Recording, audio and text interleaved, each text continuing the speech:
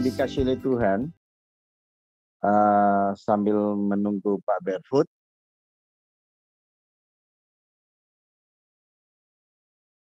Shalom, Pak Barefoot.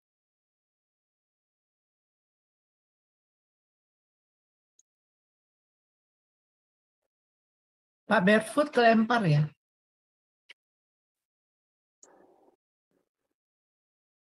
Ada kok, ada.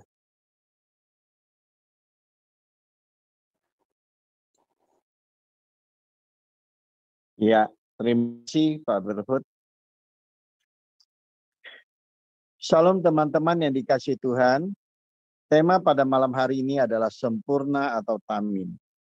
Sempurna, ya definisi daripada arti sempurna ada 4. Yang pertama adalah utuh, lengkap segalanya. Yang artinya tidak bercacat dan tidak bercelah.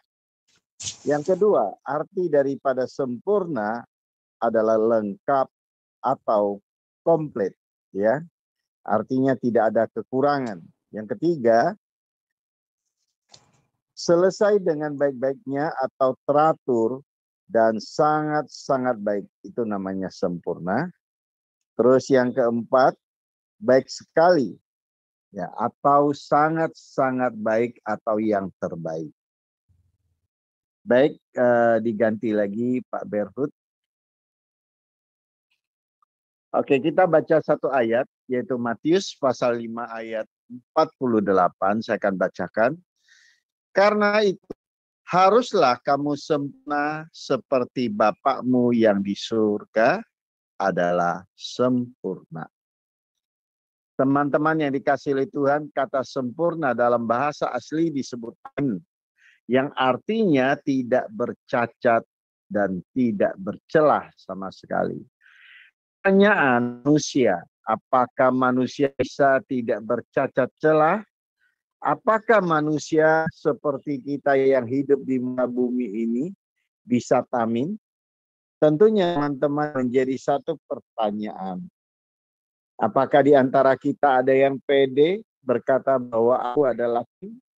Apakah di antara kita berani berkata aku adalah sempurna? Ya, teman-teman yang dikasih oleh Tuhan, kita Pak Barefoot, share screen-nya diganti. Oke, diganti. Ya. Oke, lanjut. Satu lagi. Oke, kata yang sama, ya, atau yang sama makna. Selain kata tamim juga ada kata yang lain yang nanya sama atau dalam bahasa aslinya disebut besadik, yang artinya tidak bercacat sama sekali. Ternyata kata ini terdapat di dalam Kejadian pasal 6 ayat yang ke-9. Dikatakan Nuh hidup benar di hadapan Tuhan. Yang artinya Nuh benar-benar itu tidak bercacat celah sama sekali. Ya teman dikasih Tuhan, padahal Nuh, di zaman Nuh belum ada penebusan. Penebusan itu baru ada setelah, yang saya maksud dengan penebusan ada itu adalah penebusan yang sempurna, ya. Zaman Nuh masih ada penebusan, tapi penebusan oleh korban. Ya, tidak seperti hari ini Anda dan saya nikmati, yaitu penebusan yang sempurna oleh Tuhan kita Yesus Kristus, ya. Jadi zaman Nuh, Kejadian 6 ayat 9, firman Tuhan berkata Nuh hidup benar di hadapan Tuhan. Artinya Nuh tidak bercacat celah, benar-benar sempurna. Padahal zaman itu Nuh belum mendapatkan penebusan yang sempurna, yaitu penebusan dari Tuhan Yesus Kristus. Itu Nuh bisa hidup benar di hadapan Tuhan. Tentunya saudara dan saya, kalau kita mau jujur, kalau Nuh bisa melakukan, padahal zaman itu belum ada penebusan yang sempurna, seharusnya kita juga bisa melakukannya. Ada next, Pak Ruth. Kata benar, sesuai sebagaimana adanya, artinya betul, tidak salah, itu baru benar. Itulah kata arti benar. Tidak berat sebelah dalam keputusan, lalu adil, itu artinya benar. Lurus hati, orang yang amat lurus hatinya, itu adalah benar maksudnya. Dapat dipercaya, cocok dengan keadaan yang sesungguhnya, sebut benar. Tidak ada bohong sama sekali. Sekalipun kita diancam oleh sesuatu perkara atau dibunuh, tetap ia memberikan kesaksian yang tidak salah, itu adalah benar. Yang 5 adalah sah. Keputusannya sangat-sangat benar. Ya, teman-teman yang dikasih Tuhan, semoga Anda malam hari ini dapat menikmati firman Tuhan yang mungkin Anda sudah dengar atau Anda belum pernah dengar. Oke, Pak Barefoot, silakan pindah.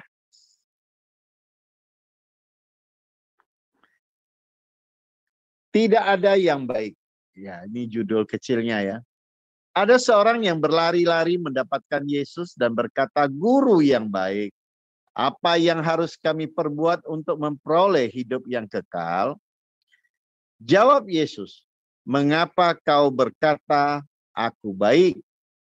Tak seorang pun yang baik selain daripada Allah saja." Ayat ini ada di dalam Markus 10 ayat ke-18.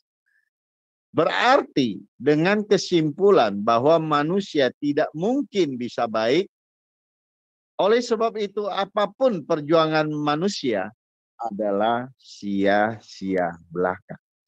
Jadi teman-teman yang dikasih Tuhan, kalau kita tidak menjelaskan atau Anda sudah mendengarkan penjelasan bahwa tentang baik, tentang kata sempurna, ya, atau tentang kata baik dan benar, ya. Terus saat ini kita diperhadapkan dengan sebuah kisah kecil di dalam Markus 10 ayat 18, di mana dikatakan ada seorang berlari-lari menjumpai Yesus dan berkata, "Guru yang baik, apa yang harus kami perbuat untuk memperoleh hidup yang kekal?"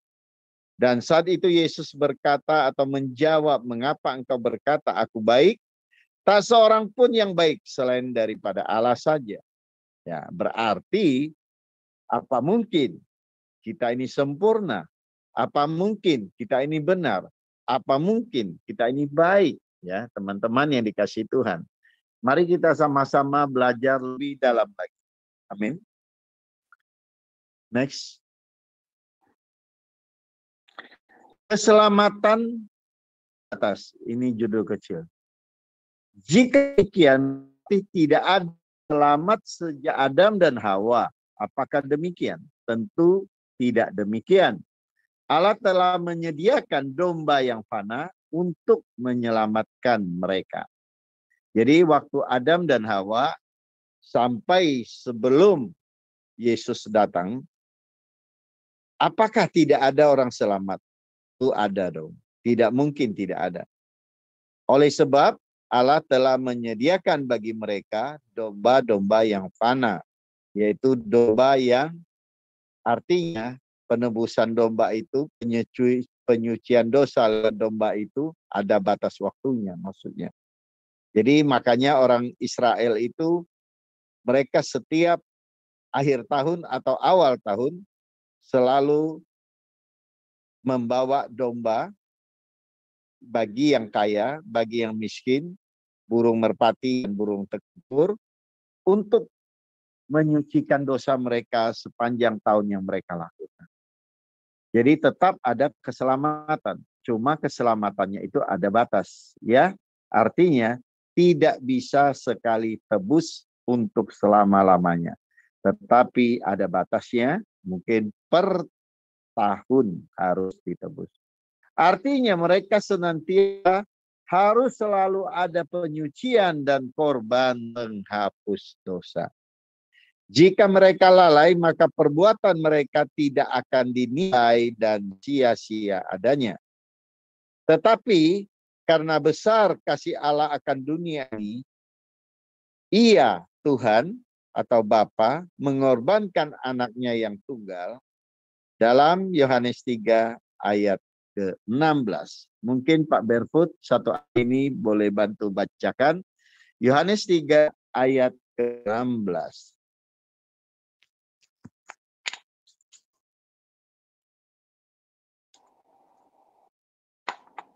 Salam Pak Berfoot. Yohanes 3 ayat ke-16, tolong bacakan.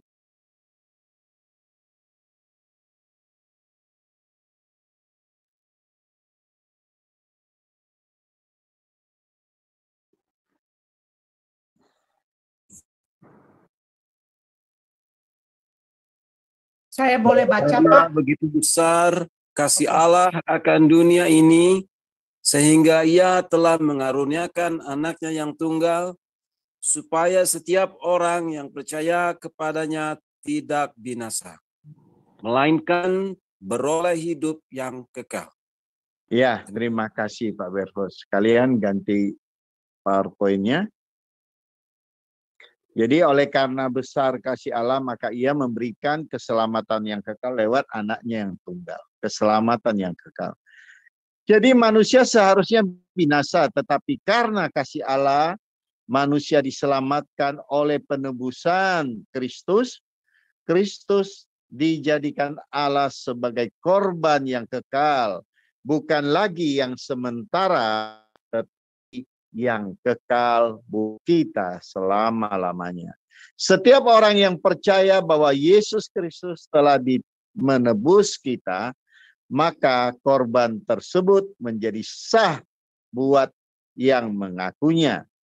Maka kita wajib bersyukur dan menghargai pengorbanan yang begitu mahal oleh firman Allah itu sendiri yang menjadi manusia dan telah menebus kita untuk sekali buat selama-lamanya. Amin. Sekalian ganti Pak Berfoot. Kesempurnaan yang diberikan dengan penebusan Yesus berarti apa yang tidak mampu kita kerjakan, itu akan dikerjakan oleh Tuhan Yesus. Sehingga kita memiliki kesempurnaan yang bukan kita kerjakan sendiri, tetapi kesempurnaan ini dibantu atau dikerjakan oleh Tuhan Yesus sendiri.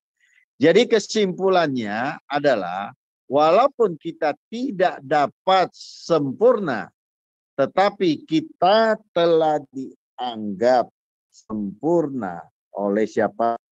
Oleh Bapa di sorga. Kenapa? Karena kita ditebus oleh anaknya yang tunggal, yaitu Yesus Kristus. Jadi misalnya dalam kehidupan kita, ini misalnya saja, seumpamanya ada 100 hukum yang harus kita jalani. Tapi sebagai manusia yang lemah, yang tidak berdaya, yang masih penuh kekurangan, yang masih bercacat celah, tentunya kita tidak sanggup mengerjakan yang 100 hukum yang berlaku ini. Mungkin dengan usaha semampu kita lakukan, kita cari, kita coba semampu-mampunya sambil berdoa. Lakukan dan lakukan dan lakukan. Ternyata yang kita lakukan hanya misalnya 75 atau sampai 80 hukum yang kita lakukan. Tetapi ada 25 atau ada 20 hukum yang kita benar-benar tidak berdaya untuk melakukannya. Tetapi itulah sudah dilakukan oleh Tuhan Yesus Kristus. Maka secara dunia banyak orang mencela ya jadi orang Kristen, padahal mereka masih kekurangan, masih banyak dosa, kemungkinan masih bercacat celah, tapi apa mungkin mereka itu akan masuk? Enggak. Hanya dengan mengaku Yesus sebagai Tuhan dan Juru Selamat. Ya, secara dunia itu enggak mungkin. Alkitab juga berkata, keselamatan oleh Yesus Kristus, pemberitaan itu menjadi sandungan bagi orang dunia. Tetapi di dalam Tuhan kita, itulah satu keistimewaan. Di mana kita yang penuh dengan cacat celah, kita yang penuh dengan kekurangan, yang kita masih lemah dan tidak berdaya, namun kita disempurnakan oleh Tuhan Yesus. Tetapi hal ini teman-teman bukan berarti kalau kita menerima kesempurnaan dari Tuhan maka kita tidak perlu berusaha. Bukan begitu maksudnya. Ya, jangan pula kita salah paham ya dengan sebuah pengajaran baru. Ya, teman-teman, saya nggak tahu apa pernah Anda mendengar yang namanya hypergrace atau yang namanya pengajaran karunia yang baru-baru lebih kurang dalam 10 tahun ini. Ya, teman-teman yang kasih Tuhan, ya mereka merasa bahwa dosa mereka sudah ditebus yang lalu, yang sekarang, dan yang akan datang. Nah, sehingga mereka tidak menghargai keselamatan itu lagi. Nah, teman-teman yang dikasih Tuhan, mereka mengutip banyak ayat ya yang dikatakan bahwa sekali tebusan Yesus Kristus untuk selama-lamanya. Mereka juga mengambil beberapa ayat yang lain sehingga mereka menganggap bahwa mereka itu sudah selamat. Mereka masih melakukan dosa. Ya, teman-teman yang dikasih Tuhan, ya. Jadi penebusan Yesus yang sempurna itu tidak bolehlah kita sia-siakan. Artinya kita harus menghargai penebusan Tuhan Yesus itu baik saat ini maupun saat yang akan datang. Maka di dalam Alkitab ada satu ayat tersirat dikatakan, takutlah akan Tuhan, kerjakanlah keselamatan dengan takut akan gentar. Ya, teman-teman yang dikasih Tuhan, takut akan gentar itu artinya seperti takut kepada hantu, tapi kita benar-benar menghargai penebusan Tuhan itu sehingga kita tidak melakukan semena-mena kejahatan atau dosa sesuka hati kita. Bukan demikian, teman-teman. Tapi kita menghargai penebusan yang sempurna itu sehingga kita juga belajar takut akan Tuhan dengan sempurna. Maka sekalipun secara dunia kita memang tidak mampu melakukan semuanya, tapi di mata Bapa, di mata Tuhan Yesus, di mata Kudus, kita adalah sempurna adanya. Oleh sebab itu, teman-teman yang dikasihi Tuhan, sekali lagi ayat tadi dikatakan, oleh karena besar kasih Allah akan dunia ini, Ia mengaruniakan anaknya yang tunggal, bagi siapa yang percaya akan diselamatkan atau memperoleh hidup yang kekal. Shalom teman-teman yang dikasihi Tuhan, sehingga harapan kita semua akan nanti kita dinilai oleh Bapa di surga, kita adalah sempurna atau tamin, sehingga kita satu dengan yang lain akan ketemu di dalam surga yang kekal. Demikian firman Tuhan yang singkat, sekiranya firman Tuhan ini dapat menjadi berkat bagi kita semua. Haleluya. Amin. Saya serahkan kembali kepada petugasnya.